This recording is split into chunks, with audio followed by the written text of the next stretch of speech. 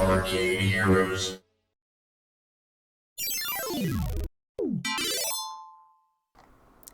In a recent video where I started doing these arcade operator perspectives, I laid out how those of us at the front lines of the arcade industry decide which games to pick. While there are a number of factors that go into this purchase as I talked about, the biggest deal for most of us is, does it make any money? Now I know, that sounds greedy, but it's really more about practicality. Games are the lifeblood of an arcade. They're ultimately going to be generating the revenue to keep your doors open, or at least play a big part of that. When you're spending thousands of dollars on a single game for this purpose, then it's a very important question to ask, as profitable games equals a profitable business, and that means customers are having fun, employees are getting paid, and the doors are staying open. Now, when you hear that, you might be thinking, so how does one know what makes money?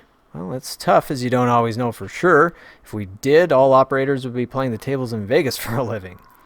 Sometimes, though, you can get access to earnings reports from other locations that shows how a game performed on test or if it was set up early, but those aren't available for every game, and they often lack useful data such as the location of the game within the arcade, what other games were around it, how much it cost to play, how many continues they received, if it broke down all the time, etc. As it is, if I see one game I'm curious about consistently earning well no matter what location, then I'll pay attention to it, but ultimately you have to rely more on experience and instinct to really make those calls. If you're just getting into the business, though, you may not have that experience to call on, so you have to judge each game on its merits and see how it's designed to be able to know, well, this is something that's likely going to earn well. So that's what I'm covering here, to hopefully help you understand what makes a good arcade game earn, and whether or not you're a gamer or an operator or a budding developer, I just want you to understand why arcades are made the way that they're made. So part of the idea in doing this video came from playing those games for the indie-focused Notice Me Game Jam, where so many of them got close but missed what makes for a workable arcade game. Only a few of them that I played really hit the mark. While I've been doing this for 14 years and I've been interested in designing games, I haven't pursued the latter as a career at this point. While I've watched people play these games on a daily basis and I've enjoyed them myself, I felt that to really answer this question that you'd be better served by hearing a lot of details from actual arcade developers with that real world experience of not just coming up with an idea for a new game, but getting it out into the world for all to enjoy. I reached out to a number of people in the business and asked them how they approached designing an arcade game. Not everyone responded, but some did, so for those of you that did, you have my sincere thanks. In a couple of instances, I will use insight that's publicly available from arcade developers, but not necessarily well known, and so let's go and see how deep the rabbit hole goes. Now, also because these gentlemen sent a lot of info, I'm going to sort it out into sections, but first let's start by introducing who these people are and what kind of games they've worked on. First, we have Patrick Michael from Sega Amusements International. He's been involved in pretty much every arcade game to come out of Western Sega, or Sega Amusements International again, since the mid-2000s, and he's their head of research and development. And so if you do look at the credits on those games, you would likely see his name on pretty much, again, everything that's Sega's released to the arcades in the past 15 to almost 20 years. Then also from Sega AM3, we have Shinichi Ogasawara. I will call him Ogashi throughout this, as that's what he goes by on Twitter. Now, his first game was Lost World Jurassic Park, and he also worked on Gunblade NY, Rail Chase 2, The Maze of Kings, Let's Go Jungle and Island, the Ghost Squad games, and his most recent one was Mission Impossible Arcade. He's obviously very focused on light gun games. We also have Eric Chung, the CEO of exA-Arcadia. From my understanding, he worked for a mobile gaming company, I believe, at some point, but currently is the CEO of exA-Arcadia and has been involved with the development of all the games that come to that platform. And also we have Liam Carey from LAI Games. He's worked on both video and redemption games for the company, including Outnumbered, the Virtual Rabbids The Big Ride, Let's Bounce, Pinata, and Color Match, among others. And then I did reach out to Eugene Jarvis, but never heard back from him. But I have interviewed him a couple of times, and so I'll see about integrating things or some of his insights on game design. I know he's done hundreds of interviews over the years where he talks about the subject, so that's probably why he's like, I'm too busy for this. But again, these are who we're going to get the insight from. So let's start by quoting Liam, who said, in referring to the differences that exist between different gaming platforms, that, quote, I think the biggest one is probably the context around why and how you're playing games, end quote. Now, to understand that context, let's talk about the four platforms that exist in today's world: consoles, PCs, mobile, and arcades. To keep things semi-simple, I won't include virtual reality, augmented reality, or mixed reality. Now, the nature of all these platforms that we're going to talk about determines what consumers expect from the games, which in turn affects how they are designed. Now, consoles feature a set hardware spec along with a controller. It used to be that every console would have a unique controller design, but with the main three consoles we have these days, the shapes may be different, but the general layout, which is typically 2 analog sticks, a D-pad, a set of 4 buttons to the right, and then 4 more buttons as triggers, is all the same, which makes multi-platform ports easier than it used to be. PCs get the advantage of being highly customizable and tend to have the keyboard and mouse as input, which is quite versatile across a wide range of genres, particularly first-person shooters and real-time strategy games. They can use home game controllers, joysticks, and other accessories easily, can also be used to experiment and push the envelope of play if a developer is so inclined, although I guess I don't see too many really unique controllers out there for PC. Now, PCs also enjoy software variety on a massive scale thanks to popular digital content distribution systems like Steam and several others. Because these are mainly designed for home use, the general model for designing and selling the games follows a familiar pattern. You buy a new studio game for around $60, and then you have some expectations from that purchase. Quoting Liam again, players often settle on the couch and play for hours, and they may take their time exploring large worlds, end quote. Patrick added, quote, for racers, players expect hundreds of cars, a wide range of circuits with 5+ minute lap times. For first-person titles, 20+ hour story-driven campaigns with tons of weapons, and a robust multiplayer campaign with tons of maps and support for a bunch of concurrent players.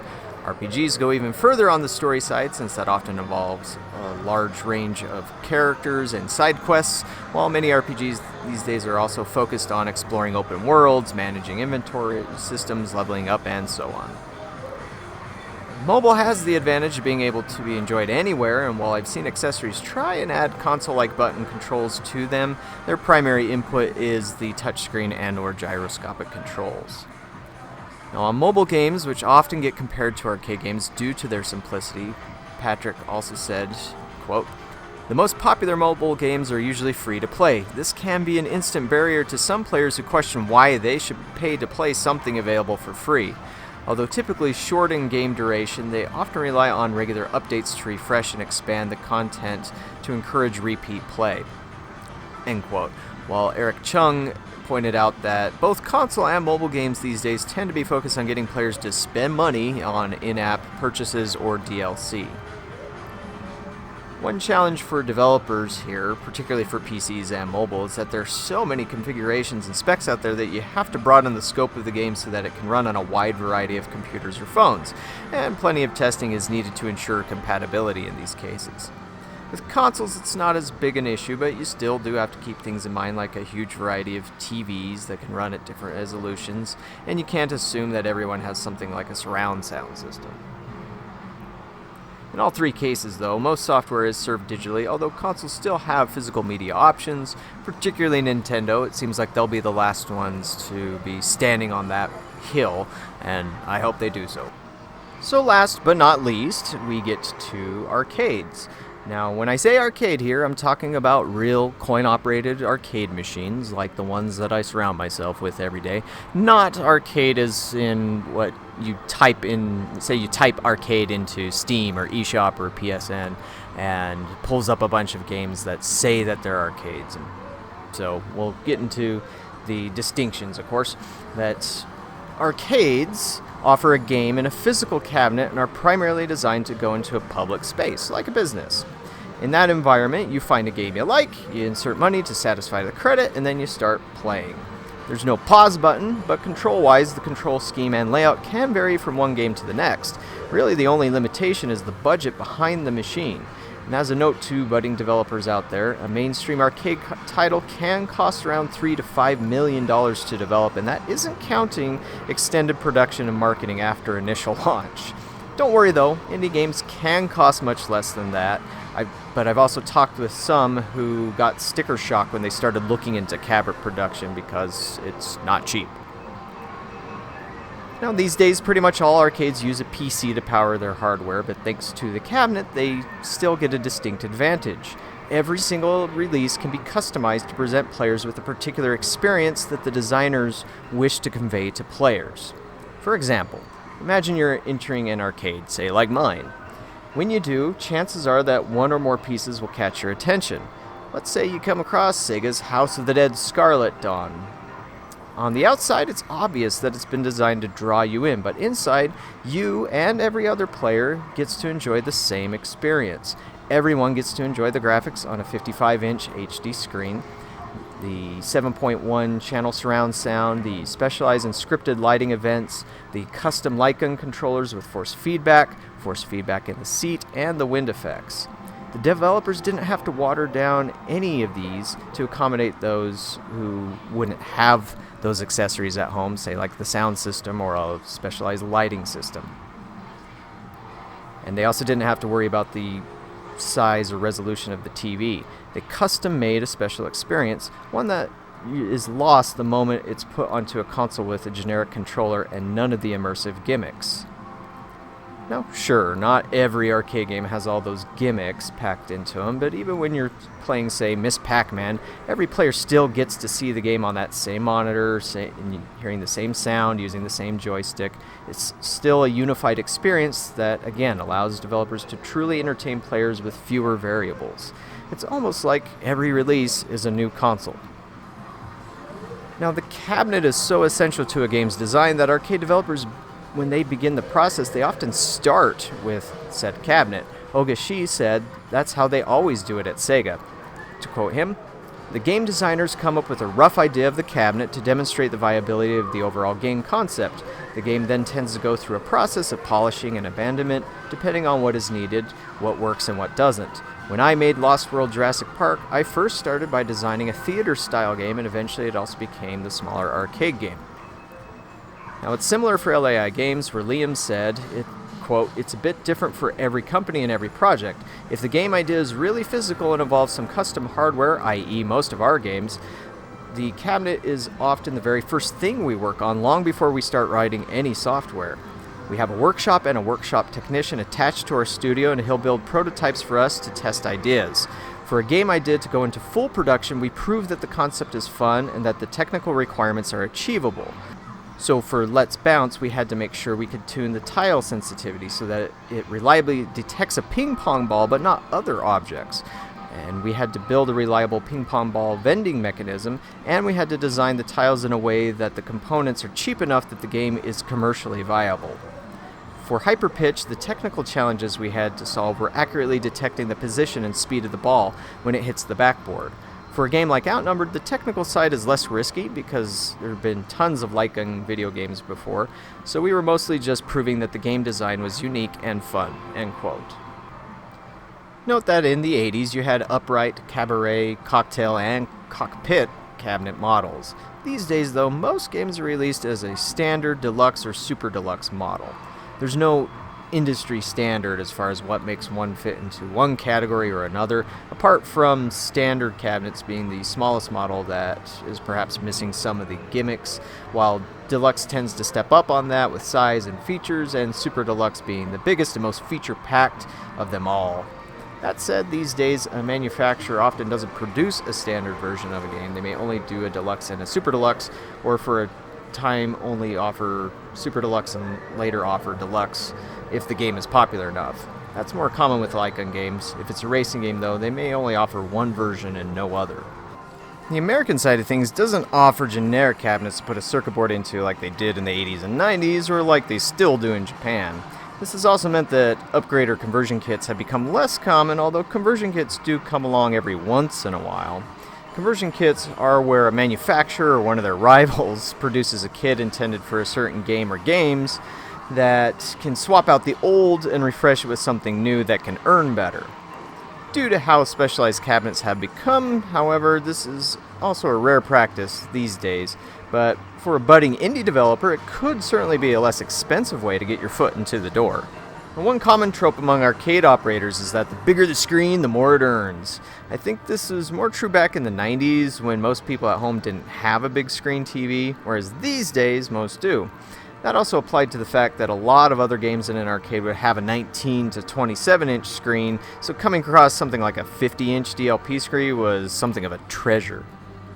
Right now, most games ship with anything between 43 to 65 inches in size, but exceptions are often made for special Dave & Buster's releases, where they get specialized versions of other games that use 70 to 80 inch screens.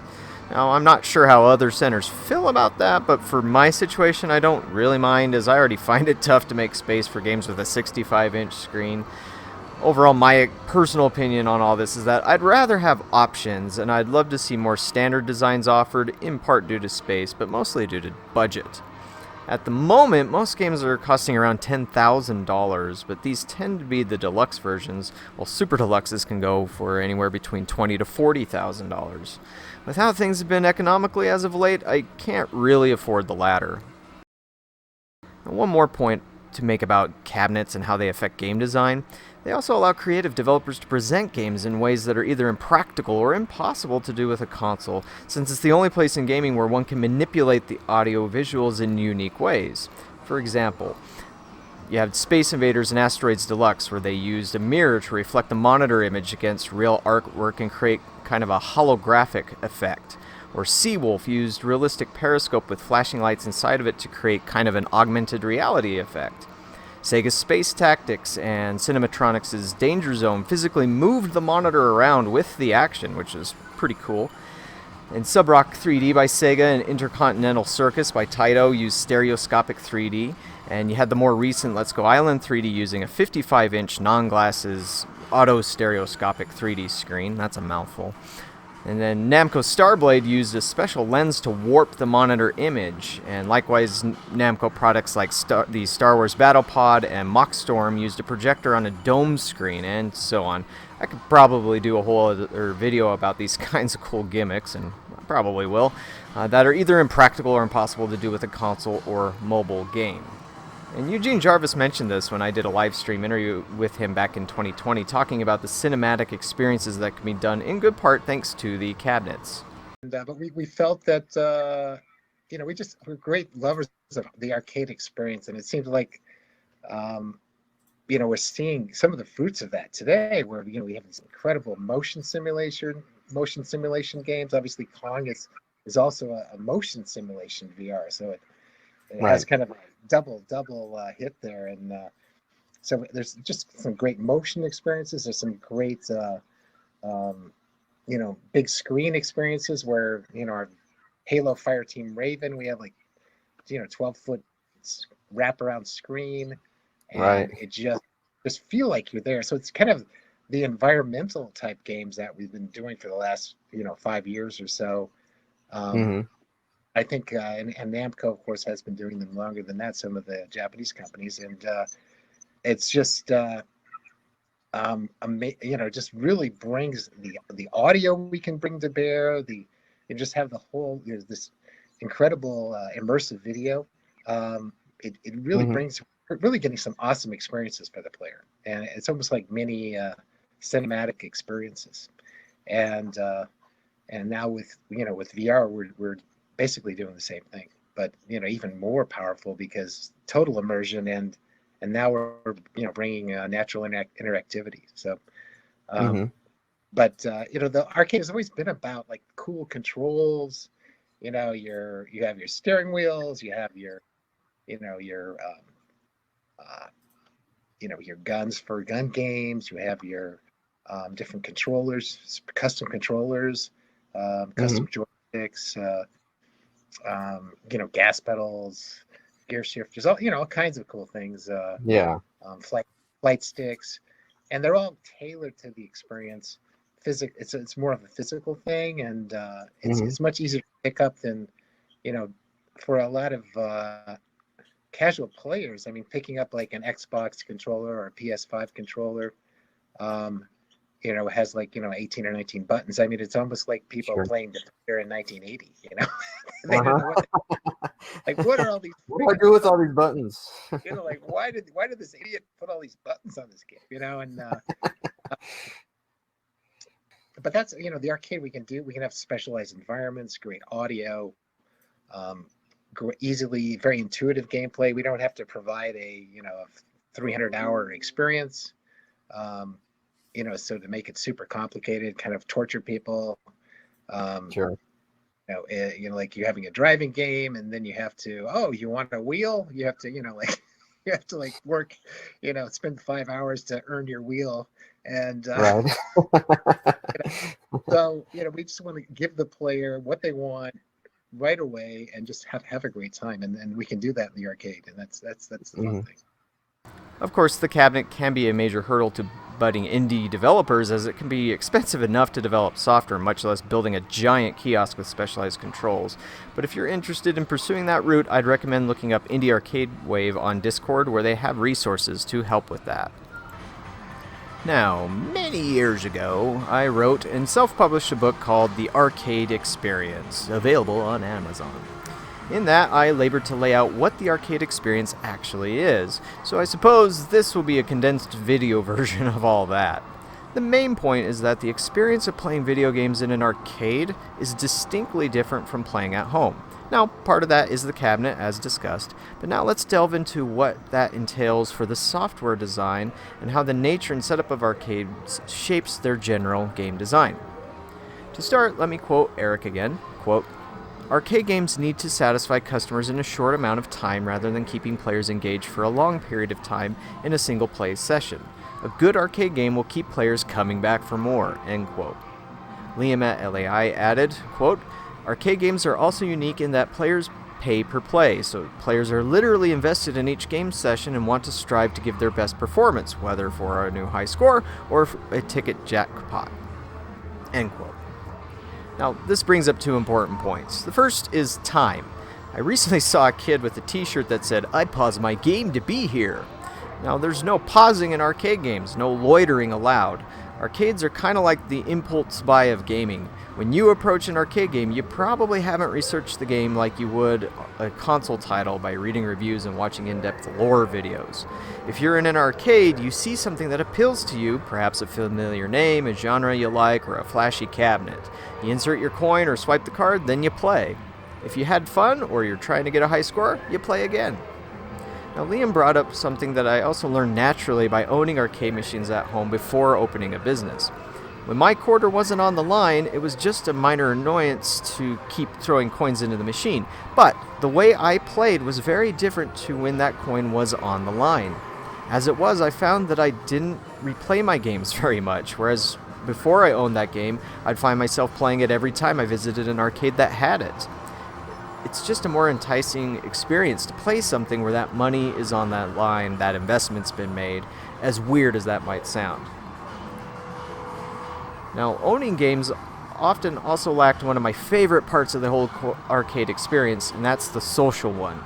Yes, game consoles have offered games with couch co-op, whether it's party games or Super Smash Bros. Or some of the early split-screen FPS console affairs, but those were borrowing the idea from arcades first, where you had the very first 4 and 8 player games come onto the scene. Now, Liam says, arcade gamers usually come to an arcade or an FEC with their friends or family, so it's generally a physical social experience. People want to be able to play games together or against each other and have some friendly competition, end quote. Ogashi adds, quote, "Players pay for the arcade experience, which is where people go into a social, shared space with others. I would say that arcades are closer to live sports than Xbox games are. As such, arcade game design prioritizes the experience over pure game design," end quote. Now, to both of their points, in the 14 years that I've been operating an arcade, you occasionally have people visiting by themselves, but most customers come in with someone else. Maybe they're on a family outing, or just visiting the mall, or just killing time on a date. Whatever the reason, most are not alone. While there are a number of single-player games out there, games that offer 2 or more players are not only more enticing to these customers, they earn better too. Early on, games had to be social just due to hardware limitations. While Ted Dabney and Nolan Bushnell had a great achievement when they made Computer Space in 1971, it wasn't terribly fun, and it wasn't a very social game either. That changed the next year when, under the new Atari company, they launched Pong. Now, Pong could not be played with a single player due to the restraints of the hardware and it being incapable of running a computer AI. Atari soon followed up on that with Pong Doubles, the first 4-player game, and later Indy 800, the first 8-player video game. Olga then expounded on the social side of arcades further by providing some insight of arcade game design philosophy that's used within Sega AM3. Quote, "The philosophy we used around Sega AM3, and my personal belief, is the word communication. That doesn't mean an online game or win-lose style like a fighting game. What we mean is, does the game offer a shared social experience where people are chatting or shouting at each other during the game or being adored by others, exchanging or winning items, etc. Some examples of that. Derby Owners Club. It's a card-based game where you're racing with others who have built up their horses, and players work together and share info on what makes a good horse. WCCF, another card collection and exchange game but focused on soccer or football. Top Skater and Crazy Taxi. The thought out of that is, I want to be a cool guy, not a nerdy one.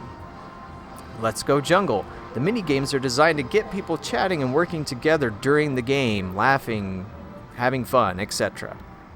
I think that the golden age of the arcade is probably the early 90s. Look at how communication worked in many of those games, and you should also understand what we mean," end quote. Now, I get it, and this is something that I learned from visiting an arcade as a teenager. Back when Atari released Gauntlet Legends, and I went to an arcade with another friend, that machine was getting played constantly. But if a spot opened up, one of us would hop on, and we would have a blast, even though we were more often than not playing with strangers. Now, many arcades and certain games have built up communities where new friendships and even the occasional marriage comes out of it. I've seen that happen a lot with games like DDR and Pinball, where you have these very passionate communities that surround these types of games. And Initial D and Maximum Tune are also similar, and they also use card systems like Olga mentioned, where I've also witnessed players getting others into the game to help them build up cars and competing against each other with their different builds. Now, true, some of that requires a little bit of grinding, which is kind of a console thing, but still, when you're grinding at an arcade, you can at least also show off while you play. And again, most of these interactions are between people that don't know each other, and they're just interested in the game that's bringing them together. Now, showing off also has some value here, referring back to something that I quoted Liam as saying a few moments ago. And back when I was working at an arcade as a teenager, I played games like Crisis Zone, Star Wars Trilogy Arcade, and San Francisco Rush 2049 on every break. Now, eventually I got pretty good at them, and I remember a couple of times where, particularly on Star Wars Trilogy Arcade, where I had a small crowd of customers watching me play through that game. And I was so good at it that I was able to play through it on 1 credit and not even get hit. And I was just trying to get the high score because us employees had a little competition going to see who could maintain the highest score on the game the longest. But I remember when there was a part where the screen faded to black for a very brief moment, and I saw the reflection of all these people standing behind me watching me play, and I had never experienced anything quite like that in my entire life. And it's nowhere near the same thing as, say, playing online where you achieve something cool, or even streaming. It's really different. Kind of like what Olga mentioned with live sports, and I suppose esports kind of has this same feeling too, but in an arcade these sorts of things can happen naturally. Now, to other operators out there, multiplayer games always get my attention as their potential to earn is always much higher than a single player only game. And that was one huge disadvantage to my Star Wars Battle Pod. While it could link up with another unit, that cost was just too high for what I could afford. And as a single-player game, it just didn't earn its keep at the time. Now, when I look at my top earners year in and year out, it's always the games that offer 2 or more players which bring home the bacon, so to speak. As I record this, it's the 4-player Minecraft Dungeons Arcade, which is currently in the number 2 spot of earnings for 2022. And I could also say that this might be one reason why pinball struggles for my locations. While they do offer up to 4-player play, it's alternating turns, not concurrent co-op. And while there has been such a thing as head-to-head pinball, those are fairly rare and don't represent the vast majority of pinball designs.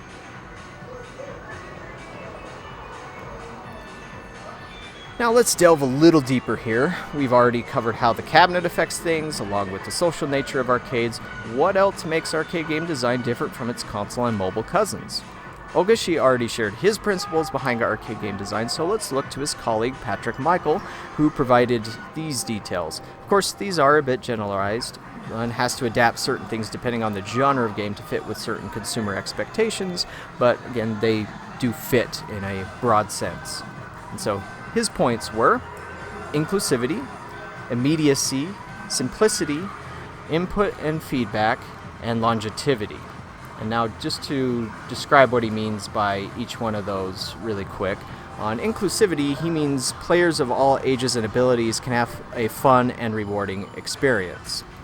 And you could maybe say casual, that it has that broad appeal. For immediacy, he said that players understand what they need to do and how to achieve it in the first few seconds of gameplay. Now, I would add that you could call this being intuitive. Now, cabinets really help there, since the moment you see a racing game, you instantly know what you're probably going to be doing. Same thing with gun games. Now, it becomes a little more muddled with joystick games just because there's such a wide variety of what can be done with those, but you can have things like licenses kind of help you get a good idea. Like if you see Teenage Mutant Ninja Turtles, even though it's a joystick game, you know you're going to be beating up the foot. Now back to what Patrick Michael is saying about this particular point. Quote, once over that hurdle, a typical arcade title has around 3 to 4 minutes to introduce the player to the game concepts and deliver an exciting, positive experience that both encourages and rewards. This means that game flow, level design, and difficulty must all be tailored to the arcade environment if the player is to enjoy the gameplay and come back for more, end quote. On simplicity, he said that controls and game mechanics are simplified and more direct. For input and feedback, he said that we have full control over the hardware and software platforms, so can deliver a unique physical and audio-visual experience, and that's kind of back to my point earlier about what the cabinet does for a game. And then on longevity, he said that a successful arcade game should be on the site for decades. There's variety and depth to encourage repeat plays, and the software and hardware is designed to endure without requiring constant patches and updates.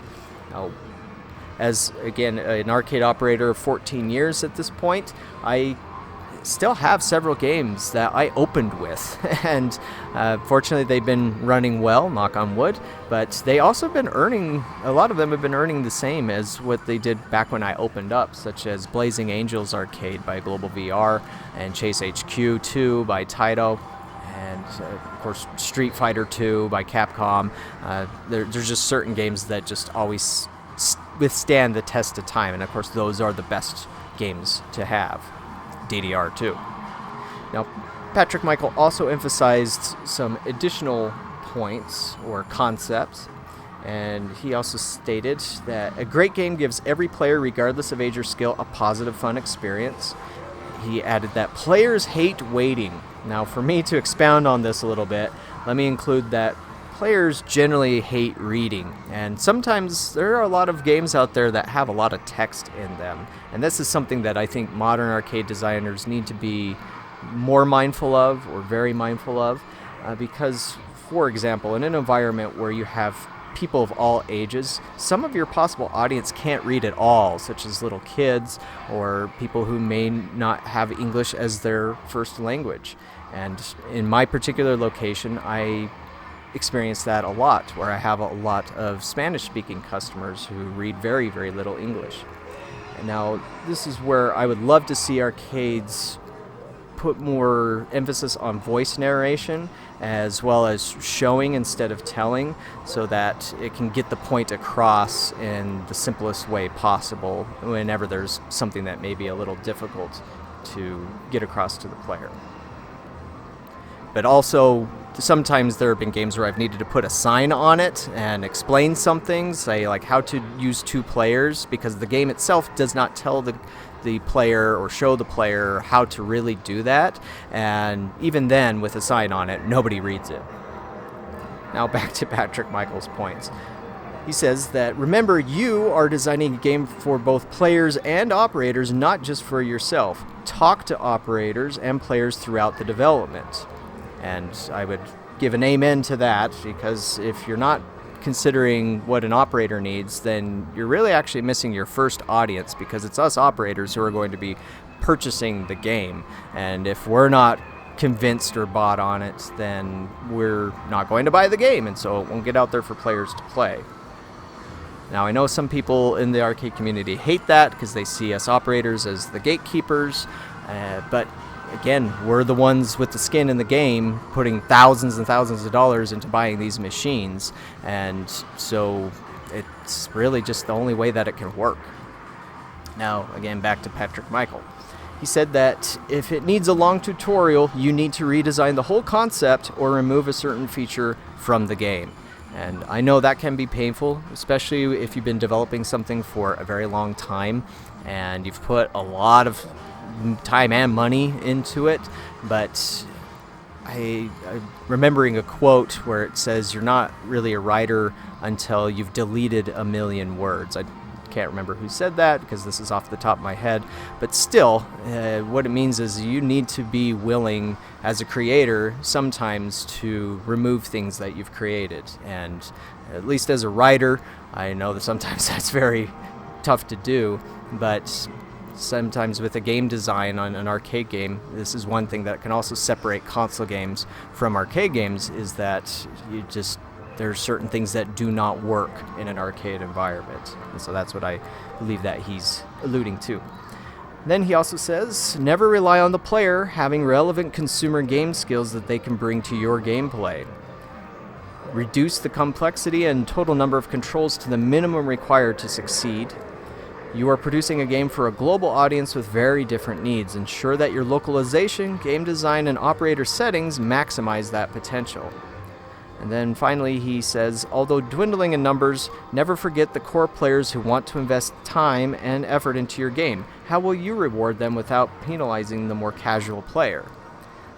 Now, for my own thought on that, it's a tough balance that one has to figure out, and some games I think have been able to do that, such as Maximum Tune 5, which it's taken some time for it to reach #1 status at my arcade, but it's definitely a bit more complex than some of the other games. But over time, as people have discovered it, they've really gotten into it, and it has a lot of things to really reward those who do want to play on a more hardcore level than a casual one. But I still see lots of casual players just jump on it because they think it looks cool and it looks more realistic like a car. Now, in different interviews over the years, both Eugene Jarvis and George Petro, both of which worked at Midway, expressed the sentiment that as a designer you want to experience something specific, be it driving a race car or flying a jet, but you want to do so in a fun way. Now, the name of their company, Raw Thrills, embodies that sentiment. Arcades excel at providing exciting pseudo-simulators. Say you're driving something like a Lamborghini, but it's done in a way that even a child can enjoy it, when obviously they wouldn't be able to do so with the real thing. Now, Liam at LAI also touched on that when he chimed in with his philosophy. Quote, easy to play, hard to master is the mantra that all arcade game designers follow, but we really try and push both ends of that spectrum. Being easy to play isn't enough. A low-skilled player should not only be able to play the game, they should have a great rewarding experience while playing it and walk away feeling great. It also has to appear easy to play and hard to master. Your efforts to make an easy-to-play and hard-to-master game will be wasted if you don't communicate those mechanics, because new players will just walk past your game and play something else. It can also be beneficial if your game appears beatable. Games like Down the Clowns, Speed of Light, Pinata, etc. can all be played by multiple people at the same time, so groups of players think that they can beat the system by playing together. Whether or not that's true, it's still a fun experience for that group of players, so they're likely to play again. The game also must be something that you can't do at home, which generally means the gameplay should be very physical, and more than just joysticks and buttons. This could be a motion platform on a VR ride, or a ball or axe that you throw, a light gun that you point at the screen, loud bumpers and bells in a pinball game, etc. In terms of dollars per hour of entertainment, arcades are relatively expensive compared to gaming at home, so arcade games need to offer a unique experience that can't be had anywhere else. And that's another amen that I would throw out there, as from an operator perspective, an exclusive is more enticing to me than something available at home. Now, of course, it varies. Fighters are guaranteed losers, as there's little that an arcade cabinet adds to that, and the joystick button controls can easily be reproduced for home users as well, and there's plenty of arcade fighting sticks out there. Now, light guns, driving wheels, and dance pads are a little tougher to offer at a place like a GameStop, at least with the same quality that you would find with their arcade counterparts. And this is also why you've seen things like Minecraft Dungeons Arcade offer collectible cards as a way to offer players value beyond the, oh well, I have that at home reaction. Now, I know some in the community lament that not every single game release is some new earth-shaking innovation like it used to be back in the 70s or the 80s. And I do appreciate innovative games, as this industry was built off of innovative concepts like high scores and leaderboards, lives continues, unlockable characters, time lock content, motion controls, surround sound in gaming, quick time events, and so on. But I don't think it's realistic to expect innovations every time something new comes out. That really didn't even happen back in the 70s or 80s either. There were plenty of clones or variations on popular concepts. So sometimes familiar is just fine, because proven fun means a proven earner. Now, I wanted to address something quickly that is important, but it wasn't really mentioned by any of the developers, and that is graphics. Now, years ago I did a video all about arcade graphics and why they're important, and so I'll include a link to that so you can see that discussion. But with graphics, it varies. Yes, it is true that they're not the most important aspect of any game. It's kind of like a movie. If a movie's just based on special effects and people are really wowed by that, but the story sucks and the characters suck and they're not relatable, then it's not something you're really going to come back to, and it's not going to age well. Now, of course, in arcades, you do have games that can be in a location where they're 40 years old, and obviously that's not going to age very well. And when you're a small studio, like if you're an indie developer, chances are you don't have the resources to be pulling off, AAA graphics. And in fact, most major arcade manufacturers also don't have those kind of budgets in place. But I still think it's important to do what you can within your resources to make the game look as good or interesting or unique or vibrant as possible. And part of the reason why I bring that up is where I've owned quite a few indie games, some of them intentionally are trying not to look good. They're trying to look very retro.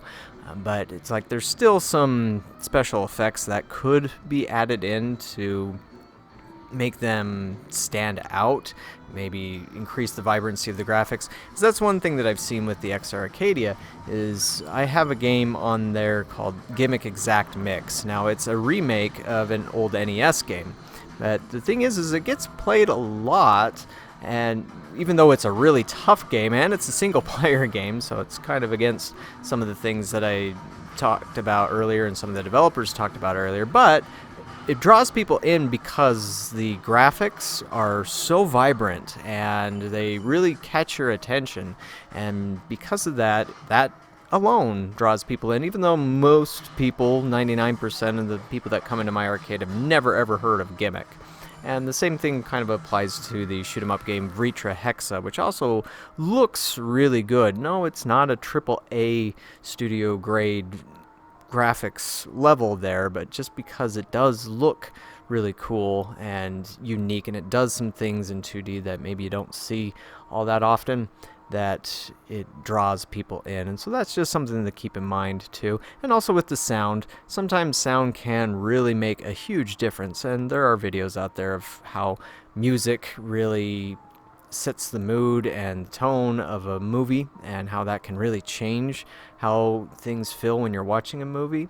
And the same goes for arcades. There's plenty of iconic arcade sounds that you could hear that would stand out to you, but unfortunately a lot of modern arcade games haven't seemed to really been doing much of that, trying to come up with their own sounds to really stand out. A lot of stuff is just generic licensed stuff.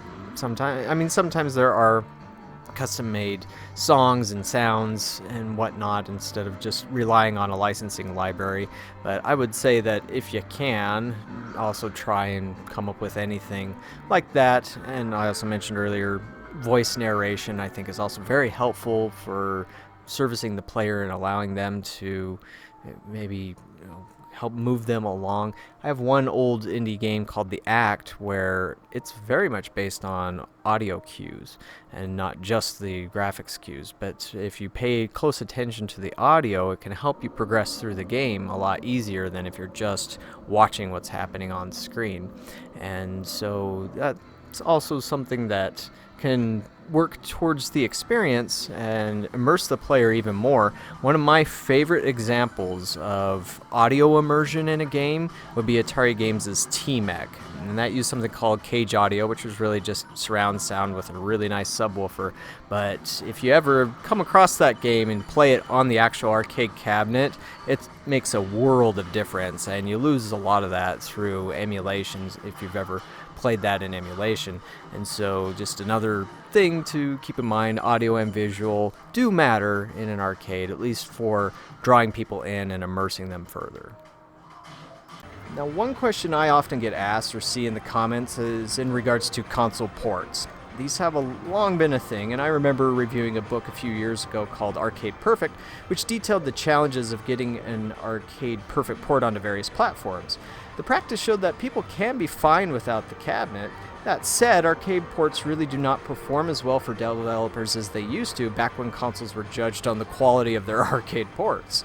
Now, I think that ship has sailed long ago, and it's because just dropping an arcade game on a console as is without any changes just doesn't work. It can also harm arcade operators who've shelled out thousands of dollars for a game, although that does, again, depend on the game. And as I said before, it's more prominent with fighters than any other. So there's a very good reason that the Cruise and Blast port on Switch received many more features and tracks than its arcade counterpart. It's what gamers would expect for $40. If they got a straight port of that game, which only had 5 tracks on it originally and no unlockables, people would have been roundly disappointed. They might have boycotted the game, for all I know. And Ogashi added, quote, "If you set up an Xbox with Call of Duty in an arcade and charge $1 a play at your location, I think that Call of Duty's income wouldn't beat Big Bass Will. Why? Players want to play the game, but it's mainly for the experience. The noise, the physical feel, the simple rules. An arcade is designed for all ages and is instantly fun." End quote. Now, Eric Chung of exA-Arcadia, whose company has been involved in porting various games from PC and consoles to their platform, although they are working on some various exclusive titles, said, quote, "Due to the design philosophies of arcade and console being at 2 different ends of the spectrum, putting a console game as is into a commercial arcade environment does not work well for any business. Modern console games tend to have long tutorials and drawn-out ramping up of gameplay, which leads to longer play sessions to provide the illusion of good entertainment value. Arcade games are like an attraction ride. They provide thrills for a short amount of time, but the ride is exhilarating throughout. In a console game like a Souls game, you have grinding. Who thinks that grinding for hours on end is fun? For our own in-house titles, and when we work with third parties, we always stress that every moment in the game is like a roller coaster. It should be thrilling and exciting so players get a shot of adrenaline." End quote. Liam dived into this one further, quote, "The context is completely different when playing a console game at home versus playing a game at an arcade. A console gamer has plenty of time to explore game mechanics, make mistakes, retry, explore, etc. Arcade gamers have to spend a credit each time they play, so each time they make a mistake, it can cost them money. Console gamers have generally researched their game before buying because it's a big one-time expense, whereas an arcade player will see a game for the first time in the middle of a loud, busy arcade and need to instantly understand what it is and how to play it. Arcade gamers might be self-conscious about playing poorly in public for the first time, or they might prefer to spend their credits on another game that they understand better. Lastly, almost all console games are designed for buttons and joystick, which can definitely be done in an arcade, but it's far less interesting now that everyone has game consoles at home. So even if a game is able to be dropped onto an arcade cabinet, many players would see that game, decide to play it at home, and then spend their credits on games that are unique to arcades." End quote. I can also add in there that, yes, there have been instances before of console games being thrown into an arcade environment. The Nintendo Play Choice 10 was probably the most popular of those concepts out there, and Sega had their own version of that where it did well in Europe, but it was practically non-existent here in the States, and you've had some others try and do that. So like several years ago, there was a device designed primarily for the Xbox 360 to go into an arcade called the GameGate VU, and no, it had nothing to do with the whole Gamergate thing. It's just what it was actually released before all that. But it was essentially a timer that you could put an Xbox 360 or even a PlayStation 3 into it, and when you would put your credits in, it would just start a timer, and then players could play whatever game that you put into the machine. And I think I saw it at a trade show once and then never again. And they were very heavy on promotion. Currently, there are two options out there that I've seen or heard of. One is Polycade, and the other one is, I believe it's exA-Arcadia. And so both of those are offering kind of a similar concept, but without the attachment of a game console. They're more offering PC games, digitally available games, but it's still on a timer as opposed to a per play credit. But I've not seen earnings on those, and so I don't know exactly how well they do, but at least I haven't really been super enticed by them, because what seems to work best in my arcade environment are games that have been designed specifically for this and not console games thrown in here. To finish this off, true arcade games work best when they follow the lessons and guidelines that we've laid out in this video. Simple, exciting games that find a way to balance their difficulty to challenge seasoned players while rewarding and attracting new ones and fostering a social play experience. That balance is tough to gain for everything. Sometimes it's just fine to have one game that's targeted just towards kids and another just towards hardcore gamers too.